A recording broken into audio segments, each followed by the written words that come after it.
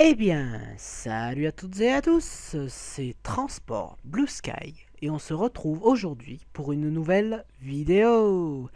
Alors cette vidéo les amis va être très courte, mais elle va vous donner un point très important de l'entrée dans l'entreprise. Effectivement, hier j'ai déjà fait une vidéo pour ceux qui l'ont vu, mais, car il y a un mais, cette vidéo manquait, il manquait quelque chose si je puis dire.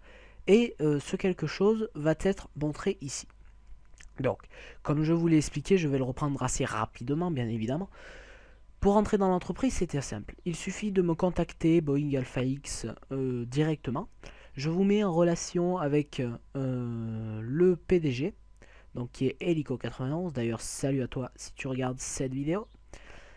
Et vous passez un entretien en ma compagnie et peut-être en la compagnie d'autres personnes avec le PDG, bien évidemment.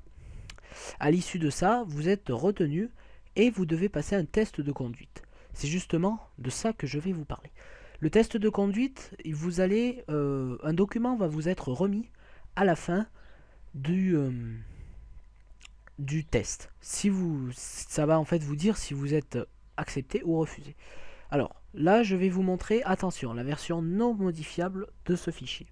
Donc, ce fichier se présente de la manière suivante, donc je vais un petit peu dézoomer par contre, voilà. Donc c'est un fichier non modifiable, hein, comme il est écrit, et fichier candidat. Donc vous ne pourrez pas le modifier, bien évidemment. Le lien de ce document sera accessible dans la description via Mediafire, bien évidemment. Donc alors, mon but, je vous le rappelle, est formateur au métier de la route. Donc je suis moi formateur, donc je roule avec l'entreprise, mais je suis également formateur. Donc mon rôle est de vous former à la conduite et de vous évaluer surtout, c'est le plus important. Donc ici vous aurez votre nom qui figurera, la date de l'épreuve, et il est bien écrit mentionné ici qu'avec une petite faute d'orthographe, ce document peut être demandé à tout moment par le PDG ou d'autres personnes de la team, donc de l'entreprise. Merci de ne pas le modifier et de conserver dans un lieu sûr. Effectivement, pour que ça ne soit pas sujet à controverse, nous aurons toujours une sauvegarde de votre document. Donc alors, avec le petit logo ici. Donc vous avez une attestation de formation au métier de la route. Donc vous aurez votre nom, votre date de formation, le lieu de la formation et par qui vous aurez été suivi. Donc il y aura moi ou le formateur remplaçant et une autre personne. Ensuite, vous avez le tableau des acquis et des non-acquis.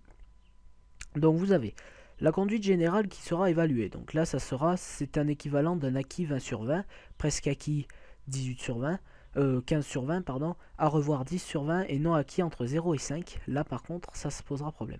Pareil pour le respect du code de la route, le respect de la vitesse, les créneaux en marche arrière à droite, les créneaux en marche arrière à gauche, les créneaux en marche avant à droite, les créneaux en marche avant à gauche, le test de freinage, la marche arrière et une case qui n'est pas mentionnée ici, le temps que vous aurez effectué sur le parcours.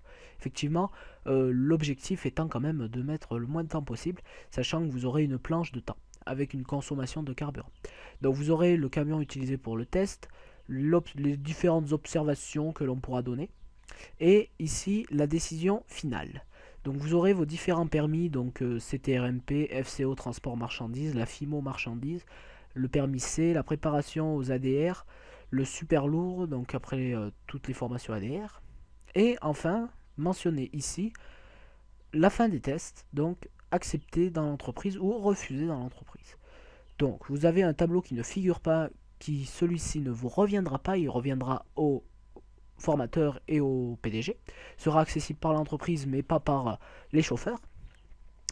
C'est ce tableau-là en fait, mais avec des notes. Vous aurez des notes en fait. Vous aurez juste coché, ça sera juste coché pour vous. Voilà. Donc après, alors c'est quand même quelque chose d'assez important.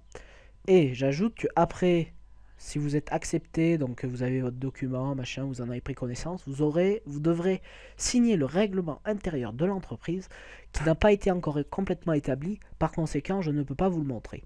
Mais dès qu'il vous sera disponible, je mettrai le lien de ce règlement dans la description de cette vidéo, ou tout simplement je ferai une autre vidéo en lisant soigneusement tout ça.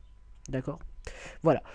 Donc, bah écoutez, n'hésitez pas à me contacter ou à laisser un commentaire tout simplement pour que je vous contacte, parce que je peux aussi vous contacter, pour que vous puissiez rentrer dans l'entreprise.